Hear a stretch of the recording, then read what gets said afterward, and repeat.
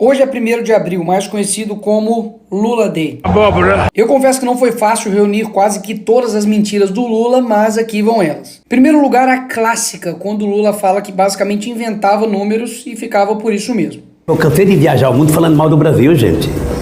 Era bonito a gente viajar o mundo e falar, no Brasil tem 30 milhões de crianças de rua, no Brasil tem 30 milhões... A gente nem sabia, tem não sei quantos milhões de abortos, era tudo clandestino, mas a gente ia citando números, sabe? Se o cara perguntasse a fonte, a gente não tinha, mas a gente ia citando números. Mas eu estava dizendo, porque no Brasil tem 25 milhões de crianças de rua. Eu era aplaudido calorosamente pelos franceses. Quando eu terminei de falar, o Jaime Lerner falou assim para mim, ô Lula, não pode ter 25 milhões de crianças de rua, Lula. Porque senão a gente não conseguiria andar nas ruas, Lula. É muita gente. E dá para perceber que é uma prática meio comum do Lula inventar números. No Brasil tem 19 milhões de pessoas passando fome, 33 milhões de brasileiros vão dormir sem ter o que comer e 800 milhões de pessoas passando fome. Nós temos 800 milhões de pessoas que vão dormir toda noite sem ter o que comer. Ele ainda teve a pachorra de comparar o investimento tecnológico como se fosse um investimento inútil. Isso não toca na nossa consciência? Quando o cara quer fazer um foguete para ir para o espaço, passear, ver se tem um lugar melhor para ele morar, ele não se toca que poderia melhorar a qualidade de vida, melhorando a qualidade do alimento daquele, de emprego, da casa, da moradia? Não seria possível? Logo o cara que tem 7,4 milhões de patrimônio e que já gastou mais com o cartão corporativo do que Bolsonaro, Temer e Dilma. Isso sim para mim é hipocrisia, falar mal do capital, mas ter esse patrimônio. E falar para melhorar a qualidade de vida das pessoas usando o dinheiro das pessoas com ele mesmo. Nós, seres humanos, humanistas, temos que ficar indignados com a desigualdade. E o que dizer então, Lula, das pessoas que gastam R$1 bilhão do pagador de impostos somente em um ano com viagens? E essa apelação para o sentimento das pessoas só para poder ganhar voto não é de agora. Se ao final do meu mandato, Se quando eu terminar esse mandato, todos os brasileiros tiverem a possibilidade de tomar café da manhã, cada brasileiro tiver tomando café, almoçar e jantar, tiver almoçando e tiver jantando, terei cumprido a missão da minha vida. terei cumprido a missão da minha vida. Mais de 20 anos separam os dois vídeos e basicamente a promessa não se cumpriu. Até mesmo que ele continua usando as mesmas técnicas lá do passado que deram certo. Comprar as pessoas pela lábia. E vamos voltar no final de semana a comer um churrasquinho e tomar uma cerveja. E eu digo todo dia, nós vamos voltar a comer picanha, sabe aquela parte com aquela gordurazinha passada na farinha, a gente mastigar aquilo, tomar uma cervejinha gelada? É tudo que o povo quer. E vamos voltar no final de semana a comer um churrasquinho e tomar uma cerveja. E depois teve a cara de pau de dizer que não era muito bem assim picanha, era um bife de soja. Na verdade, eu não estou prometendo churrasco, que eu estou dizendo é que a gente vai voltar. Ah, você não vai fazer um churrascão no quintal, não?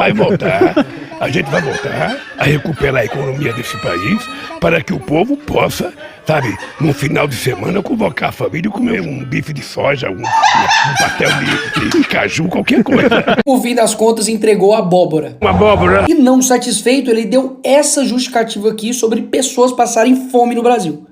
E se nesse país a gente produz alimento demais e tem gente com fome, significa que alguém está comendo mais do que deveria comer. E quem lembra quando ele disse que ele era contrário ter amigos no STF? Não é prudente, não é democrático um presidente da República querer ter os ministros da Suprema Corte como amigos.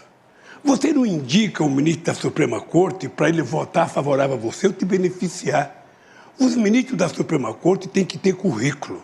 Não só pelo papel que ele teve na minha defesa, mas simplesmente porque eu acho que o Zanin se transformará num grande ministro da Suprema Corte desse país. E além do Zanin, indicou também outro amigo, Flávio Dino, para o STF. Sim, esse aqui é o Flávio Dino. Eles são amigos desde quando o Flávio Dino era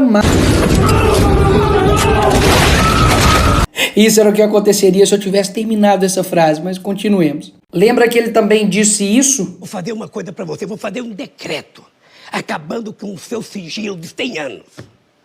Para saber o que tanto você quer esconder por 100 anos.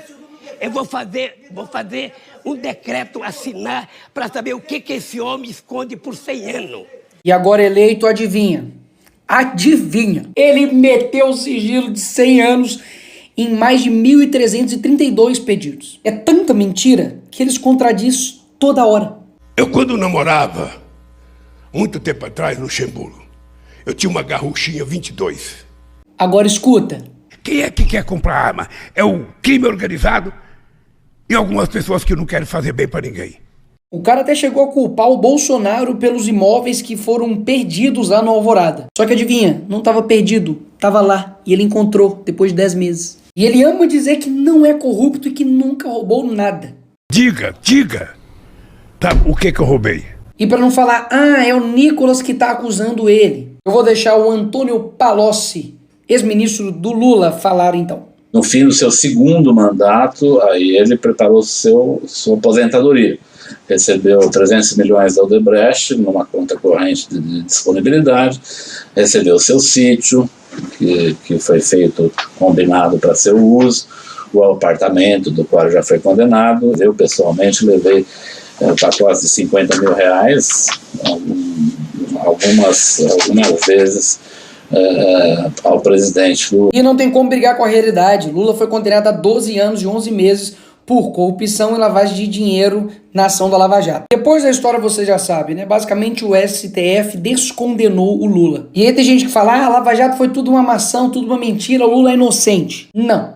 Até mesmo porque já foram 25 bilhões que já retornaram aos cofres públicos de dinheiro desviado durante os governos petistas. Se teve devolução de dinheiro roubado, é porque alguém roubou. E depois de tudo isso, ele ainda tem a coragem de dizer isso. Se tem uma coisa que eu me orgulho nesse país, e não baixa a cabeça para ninguém, é que não tem nesse país uma viva alma mais honesta do que eu.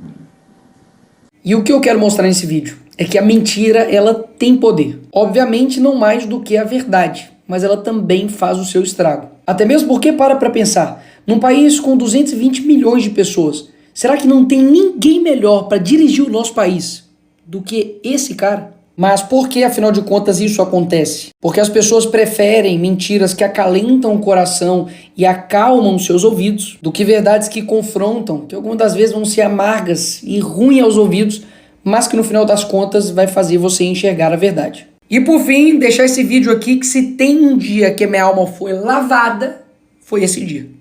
Mentiroso, ex-presidiário, traidor da pátria.